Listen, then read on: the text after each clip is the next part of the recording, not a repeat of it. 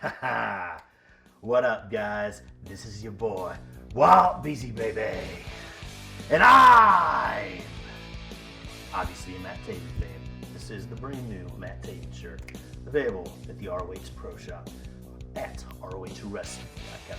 Anyway, I'm here to react to the first Ring of Honor pay-per-view of the era that we know, of the CV19, whatever bullshit, you know, it's all a bunch of bullshit, right? Everything about this year has been bullshit. Let's not deny that. Let's just get it out there in the open, right? But I'll tell you right now, this show was nice to see. The first Ring of Honor pay-per-view since March. And let me tell you, it did not disappoint. Right away, I'm going to tell you my match of the night was seeing Shane Taylor and Jay Briscoe finally throw down. And I'll tell you, we also got the shocker of the night in that match. I really shouldn't even say it's a shocker necessarily, but it was definitely one I didn't see coming, just because Jay Briscoe is one of the most badass competitors you will ever see. But somehow, some way, it was the CEO of Shane Taylor Promotions, Shane Taylor himself, getting that 1, 2, 3 over the former two-time Ring of Honor World Heavyweight Champion. You can only imagine that early 2021 is going to be very productive and very interesting for the baddest man you've ever seen, boy, Shane Taylor. Really, really looking forward to what's in store for him in the future. That match was the definition of thunder. Absolute 100%. Well, let's circle back to the beginning of the show now. We kicked it off with the Ring of Honor World Tag Team titles being on the line. It was Matt Tate and the returning Miracle. He's burning up for our love. He's burning up inside our love. Mike Bennett is back in Ring of Honor. And him and Matt Tate beat the shit out of Vinny Marcellia and Bateman. The Master Bateman. Man, I can't stand that motherfucker. Looking like the damn Monopoly guy with his fucking silly ass looking mustache. I don't know where the fuck he got his style from. But it was a stylish ass whooping that Matt Tate and Mike Bennett threw down on those two little bitches, let me tell you. He got his revenge for what happened last year. Matt Tate got his face fucked up with that axe. Oh, he got his revenge. It took him a year. He was out of action for a year, you know, for what happened at last year's final battle. But hey, he got his revenge. But sadly, those two little bitches after the match got their revenge. They want to say they won the battle. No, you guys didn't fucking win the battle. All you guys did was win yourselves yet another ass whooping in the very near future from Matt Tate and Mike Bennett. What y'all did will be paid for. There will be consequences. I can assure you of that. Bringing out that fucking piece of wood, placing it in between Mike Bennett's ankles, and then slamming that damn chair on his ankles, trying to blow this man's legs out and his ankles out and trying to make him not be able to walk. That's a blunder. That's a bitch move. That's a move of a coward, and I will never get behind that. But it was an absolutely fantastic match. I will go ahead and give that 4 out of 5 stars. I thought it was excellent. An absolutely damn near flawless situation. And we also had Tony Deppen unsuccessfully, unfortunately, challenging for the Ring of Honor Television Championship. Dragon Lee came back, man. We hadn't seen Dragon Lee since late February. I gotta say, he looked a lot different. It wasn't as fast as I remembered. It looked like he put on maybe 10, 15 pounds. Not a fat by any means, but you can tell he bulked up. He bulked up, and I think he's gonna have a different style going forward, definitely. And one thing that kind of caught me off guard about that match was they had Amy Rose on commentary. And the last time I checked, I thought she was American. She was speaking fluent Spanish throughout that entire match. That was a very mind-blowing situation. Gotta say, I thought it was Blunder that Tony Deppen didn't win. Because, you see, damn it, I've watched Tony Deppen all summer in GCW, and I know what the fuck Tony Deppen can do. And I didn't like seeing that happen. I thought that was bullshit. Thumbs all the way the fuck down on that one. All the way down.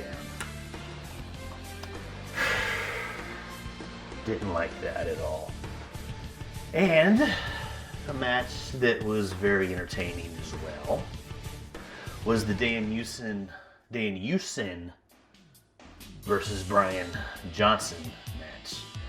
That was quite the spectacle, to say the least. Brian Johnson was talking all kinds of shit. All kinds of shit throughout that match. I lost count how many times he grabbed that microphone. It was nauseating. And guess what? Dan Houston pulled an Eddie Guerrero on his punk ass. Grabbed the microphone, rubbed it across his face paint, and then tossed it to Brian Johnson. And the referee thought he hit him with it, and he got DQ'd. And now he is an official member of the Ring of Honor roster. Gotta say, seeing Dan Houston in Ring of Honor is absolute fun. The match was in, but seeing him get a contract was fucking fun. No question at all about that. And in the main event, we had Rusev successfully defending his Ring of Honor World Heavyweight Championship against former Villain Enterprise member Brody King. And I was shocked that Rusev retained. And much like his brother Dragon Lee, this was also his first match in well over half a year, like 9 months we're talking about here. And I gotta say, he shook off the ring rust a whole lot better than his brother did. You know, he looked like he was in next level form in that match. Yes, he did a little bit of showboating and, you know, gaga and, you know, little silly shit throughout the match, but it was entertaining. You know, I thought it was a alright match. Definitely not my favorite Ring of Honor main event, that's for damn sure. One thing that I really thought was going to happen at the end of the match was I thought we were going to get the return of Marty Scurll, but unfortunately that did not happen. But what we did get at the end of the show was the Foundation coming out. We had Jay Lethal and Jonathan Gresham and their two cohorts along with them, and they were basically showing their disapproval for how La Faction got their victory. Rush's dad was the one that helped Rush win. His name escapes me at the moment, but from what I understand, he was a very, very big star in Mexico. And so now we have two generations in El La Faction. We would have seen Kenny King tonight, but unfortunately he had a positive COVID test. That's also why we didn't get to see EC3. He also had a positive COVID test. He was supposed to face Jay Briscoe, but you know, sometimes when matches get changed around, it ends up being for the better. And as great as that EC3 Jay Briscoe match would have been, I truly believe the Shane Taylor Jay Briscoe match was definitely a blessing in disguise, and I'm not at all disappointed that we seen that. Well, we definitely will get to see EC3 and Jay Briscoe in the future, and if you want my match of the night, that is definitely my match of the night. Jay Briscoe and Shane Taylor tore it the fuck up, man. No comparison to what they did throughout the entire night. It stood above, head, shoulders, whatever metaphor you want to use, it stood out above the absolute rest. And another match I want to quickly go over here with you guys. It was the Flip Gordon Jonathan Gresham match for the Pure title. I am shocked that Jonathan Gresham defeated Flip Gordon. Flip Gordon has been a star to watch for a couple years now, and I really thought tonight was going to be his night. I'll never forget being in Chicago on October 2017 at the Odeum when he fought Will Ospreay, and I thought after that night he was destined for a singles championship gold.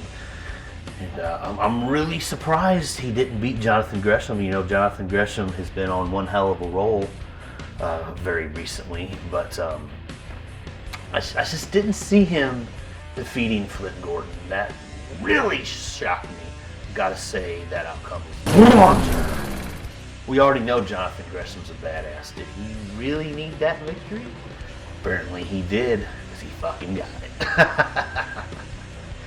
I gotta say, I am enjoying the Foundation. I am a Jonathan Gresham fan. I am a Jay Lethal fan. And I'm very excited to see what they do in Ring of Honor in 2021. Overall, I will give this Ring of Honor Final Battle 2020 pay-per-view a solid 7 out of 10. It was a great effort for being out of action for all these months. The last few months of Ring of Honor television have led us to this point. And they capped off the year strong when a lot of people were counting them out. And I definitely think in 2021, Ring of Honor is going to surprise and shock a lot of people, much like Impact Wrestling did this year. Again, I got to reiterate, this show was Thunder. Highly recommend that you check it out. This has been your boy, Wild Beezy Baby, and these have been my thoughts on Ring of Honor's Final Battle 2020 pay-per-view.